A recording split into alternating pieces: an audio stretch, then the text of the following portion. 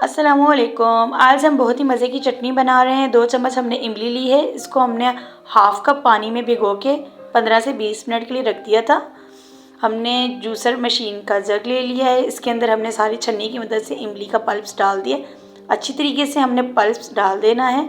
गुठलियाँ वगैरह हमने रिमूव कर देनी है। हमने टहनियों के साथ ही धनिया ऐड कर देना है और पुदीना डालना है। हाफ़ गट्ठी मैंने लिया है धनिया पुदीना। और मैंने 5 अदद हरी मिर्च ली है, ये भी मैंने ऐड की है। नींबू के बीज निकाल देने हैं। 1 अदद मैंने नींबू भी निचोड़ रही हूँ।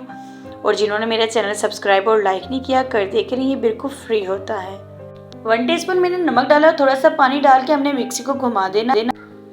देखें ये माशाल्लाह बहुत ही मज़े की चटनी है। इसको आप समोसे, पकोड़े या किसी भी ऐसी चीज़ के साथ जो फ्राई हो उसके साथ आप खा सकते हैं। 4 के लिए मैंने लहसुन भी डाल के बीच में ऐड कर दिया है और मिक्स कर दिया। और आपको इसको 1 महीने के लिए स्टोर कर सकते हैं। अल्लाह हाफिज़।